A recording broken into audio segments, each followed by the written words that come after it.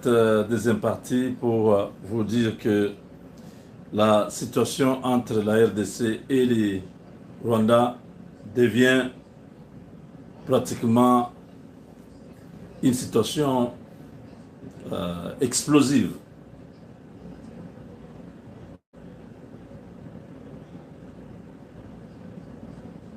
Avant que le président Tshisekedi ne quitte Kinshasa pour New York, il y a eu beaucoup d'attaques de M23 et les renforcements autour d'Ovira de près de 7000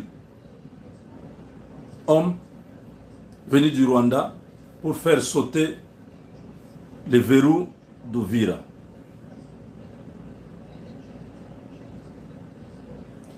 Il y a eu du côté de Kalemi une réponse à cette présence accrue, cet afflux de militaires de Kagame a poussé les autorités congolaises à donner des injonctions claires et d'envoyer d'urgence des troupes à Kalemi et à Uvira pour protéger la population et surtout ce coin-là est stratégique. Ça donne le couloir sur les lacs Tanganyika. Il y a eu 14 000 ou 15 000 militaires prêts, ceux qui ont terminé leur formation à Moura, au Katanga, et d'autres qui sont venus des autres centres. Et même l'armée de l'air de la RDC a réagi de manière farouche, brutale, à l'avancée de ces militaires rwandais, un bombardement sans relâche d'à peu près 48 heures ou 72 heures. Kagame n'a pas hésité de parler à ses troupes, à ces nouveaux militaires, que vous allez au Congo, c'est là où vous allez vous battre. 7000 hommes, le même qui avait accepté l'appel de Donald Trump, le même qui avait envoyé son ministre Ndungire à Washington signer l'accord de paix, le même qui avait envoyé son ministre de l'Intérieur Biruta d'aller à Doha assister aux négociations avec le M23 et le gouvernement congolais. C'est le même qui donne l'ordre à ses troupes de traverser, aller au Congo. Autrement dit, la technique de on parle, on se bat, c'est une des règles d'or de Paul Kagame. Fight and talk. On se bat, on parle. Celui qui est distrait perd. Celui qui est prudent gagne. C'est pourquoi nous avons la même stratégie, mais nous n'avons pas encore appliqué ça. C'est maintenant que le président Tshisekedi, si vous avez bien suivi son discours, beaucoup ont dit non, il a contredit Trump. Il n'a pas contredit Trump. Trump sait que cette guerre-là est terminée. Parce que la guerre-là, si elle n'était pas terminée, la guerre serait déjà à Kinshasa. Les gens qui ne comprennent pas le langage de Donald Trump se met à spéculer toute la journée. Oh, mais comment il nous dit que la guerre est terminée sur le terrain?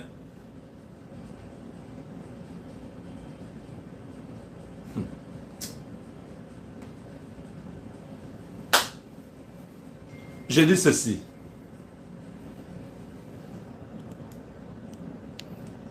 L'ambassade des États-Unis existe au Congo, existe au Rwanda.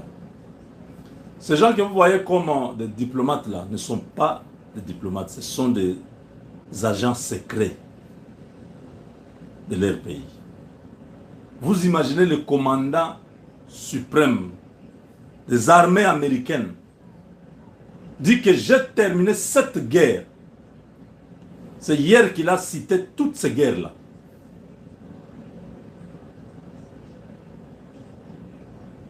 La guerre entre le Cambodge et le... C'est quoi? Avec le Vietnam. Hein? Il y a le Kosovo, il y a la guerre là de... Bon, si vous regardez son speech, vous allez trouver cette guerre-là. Quand il dit ça, c'est-à-dire ces agents, les services secrets, qui sont dans tous ces pays-là, surveillent, regardent et font les rapports. Ne pensez pas qu'il est distrait. Oh non, mais il parle des choses, il est en déphasage, il ne comprend pas pourquoi il doit continuer à dire comme ça. L'homme sait que cette guerre de la RDC et le Rwanda, c'est le Rwanda qui va subir le revers du médaillon. Très bientôt.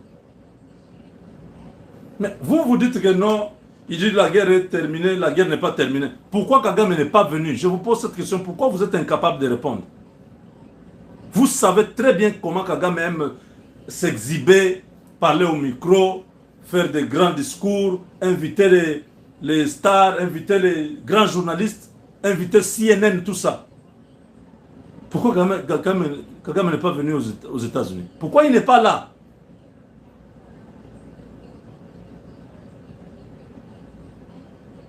Parce qu'il sait qu'il a trahi sa parole. Il a assuré au président américain que non, c'est terminé. Nous allons discuter pour voir comment les troupes vont se retirer de la RDC. Il a garanti, et Trump était content. Il a dit merci beaucoup, vous m'avez aidé, nous allons travailler avec, Boulos va travailler avec vous pour voir comment nous pouvons avoir un accord avec vous. C'est de là que l'accord est venu, l'accord États-Unis-Rwanda. Parce que Donald Trump a dit, je ne veux pas la guerre, j'aimerais que nous puissions faire des affaires. Les gens avaient mal interprété, non, l'accord, le deal là sera États-Unis, RDC, Rwanda. C'était pas ça. C'était après leur appel téléphonique entre le président congolais et le président rwandais et le président américain.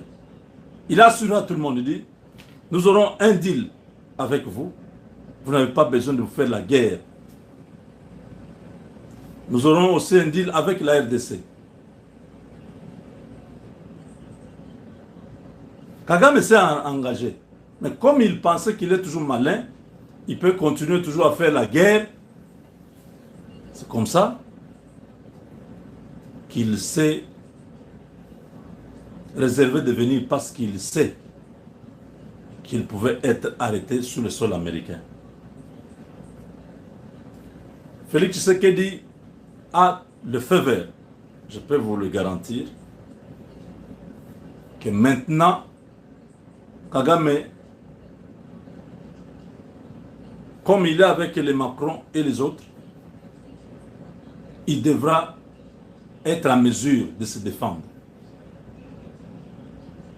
Parce que tout est déjà, les hommes sont déjà là. Et la guerre d'aujourd'hui n'est pas une guerre où on doit encore envoyer beaucoup de troupes au sol.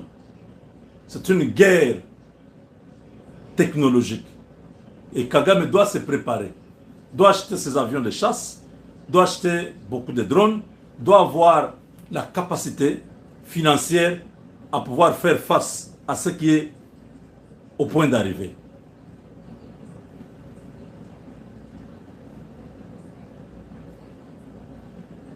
Tous les accords Kagame a violés. Parce qu'il, depuis le départ, tout le monde savait qu'il n'allait pas respecter.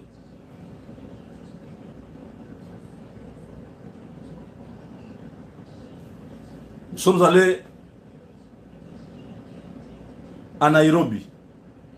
Kagame a envoyé ses hommes infiltrer la réunion. On a trouvé que tout ce qui se disait dans la réunion à Nairobi, on transmettait ça à Kigali. On a attrapé ces gens-là avec du matériel.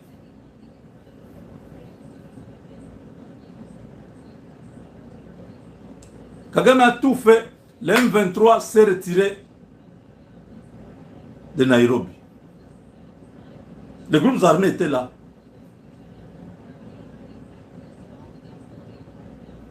Le M23 voulait qu'on puisse traiter son cas comme s'il était exceptionnel. On dit non, eux tous sont des groupes armés. Finalement, on se retrouve en Angola. Là-bas encore, Kagame va faire tout ce cirque. Tantôt il vient, tantôt il ne vient pas. Ça énerve le président angolais. Il dit bon, votre histoire là, allez vous débrouiller ailleurs. Kagame amène les gens à Doha. Là-bas à Doha, il trouve que la situation n'est pas toujours à son avantage. Voilà pourquoi il est en train de faire tout ce qu'il fait là. Et Félix Tshisekedi est au bout de la patience. Rappelez-vous, en 2023, quand Tshisekedi parlait, il disait on a privilégié deux options. La première, c'est la diplomatie. On va se battre, on va chercher la paix par la diplomatie, faire intervenir l'ONU, d'autres organisations, de la SADC, tout ça, pour que nous puissions amener la paix dans la région et vivre en harmonie. Kagame a saboté tout. Même au courant du mois de juillet, août et septembre, il y a beaucoup de gens dans le territoire de Massissi, dans le territoire de Rutshuru, où on prend des cibles civiles par les M23. On vient de tuer encore une centaine ou presque 200 personnes avant-hier. Loin de là où il y a les Wazalendo ou les FARDC, dans des villages où la population est complètement sous contrôle du M23. Les gens meurent. Cette souffrance a trop duré. Félix Tshisekedi passe à l'essentiel, c'est la guerre.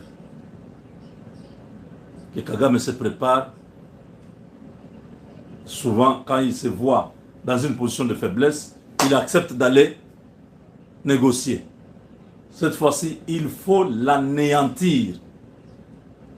Il faut que les troupes congolaises qui seront au sol puissent avancer chaque fois qu'on bombarde, chaque fois qu'on déstabilise les lignes de front de l'ennemi, on avance jusqu'à ce qu'on va récupérer tout le territoire congolais. C'est pourquoi nous disons, nous avons besoin d'une armée cohérente, pas une armée qui donne des messages ambigus. Je vous ai montré l'autre fois, notre chef d'état-major général là, ce n'est pas un mauvais militaire, mais il n'est pas à sa place. Jules Banza doit être dans l'administration. C'est des gens qui peuvent concevoir des choses. Mais c'est d'autres qui peuvent gérer les opérations à cette envergure ici.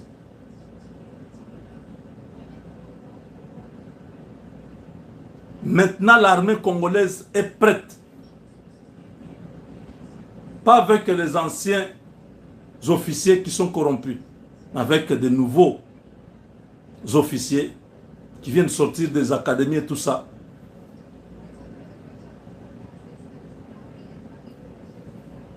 et qui doivent être déployés sur le terrain.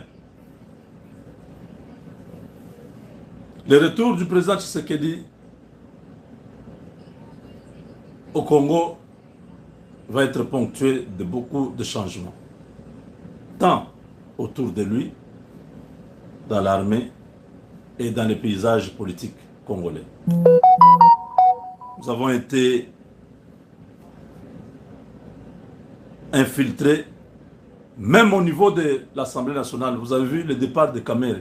Ce n'est pas que Kamere a voulu montrer la grandeur, il a démissionné de lui-même, ou il a montré qu'il a la maturité. Non. Kamere a évité les scandales, l'humiliation. Parce que ce n'est même pas terminé. Il doit répondre. Et il doit justifier tous les fonds qui ont été mis à sa disposition. Donc l'homme était là en train de faire l'argent. Au lieu de se contenter de travailler pour la République, l'homme est toujours dans les contacts avec les ennemis de la République. Pas normal. Vous voyez, même l'accord de Washington, ça n'a jamais été ratifié. Je ne sais pas pourquoi Kamere ne voulait pas que ce soit ratifié. Je ne sais pas. Au Rwanda, ils ont fait ça depuis longtemps. Mais ça, ce n'est même pas un problème. Parce que si nous allons en guerre contre le Rwanda, ces histoires de Washington-là tombent. Le président Tshisekedi a parlé hier. Mais il est encore aux États-Unis pour quelques jours parce que des choses sérieuses ne font que commencer. Ça, c'était un discours qui était attendu. Mais son déplacement pour les États-Unis, c'est beaucoup plus pour le partenariat avec les États-Unis et non pas sur la guerre avec le Rwanda. Cette guerre-là, le Rwanda ne survivra pas. Le Rwanda est perdant. S'il continue à former des jeunes qui sont en train de ramasser par force à gauche, à droite, même des Congolais qu'ils ont formés là-bas pour les placer devant, comme chez Rakano, cela ne marchera pas. L'armée congolaise a même déjà fait un communiqué en disant à tous les patriotes congolais qui se sont retrouvés au M23 par force, qui ont été amenés par force à faire ces formations-là, qu'ils se débrouillent pour quitter là-bas, sinon ils vont être victimes. Parce que quand on va frapper, on ne va pas regarder il est congolais ou il ne l'est pas. On a déjà dit à tous les Congolais qui sont dans ces mouvements de pouvoir se débrouiller pour quitter les mouvements. Il y a une possibilité. Chaque homme est capable de pouvoir trouver une solution et partir. Débrouillez-vous pour quitter ce côté-là. Parce que ça va chauffer. Au retour du président Tshisekedi au Congo, beaucoup de choses vont changer. On ne va pas continuer à... Chaque année, il vient, il parle, et puis il rentre, rien ne marche. Non. Cette fois-ci, le monde est plus à témoin. Les États-Unis, même, ils ont parlé avec Boulos. Tout. Le président Tshisekedi a parlé tout à Boulos. Boulos a vu le président Trump. Ils ont parlé. Les décisions, ce n'est pas ici que nous allons vous dire pour que vous puissiez aller... non, non. Les choses que je connais, c'est pourquoi je vous parle en des langages médiatiques, que les choses ne seront pas comme avant. Et que le Rwanda devra se préparer cette fois-ci parce que la diplomatie, on n'en veut plus. On va donner au Rwanda ce qu'il veut. C'est la guerre. C'est le langage de la guerre. Kagame connaît ça très bien. C'est seulement assez niveau-là que le respect s'imposera. Avec Dieu, nous vaincrons.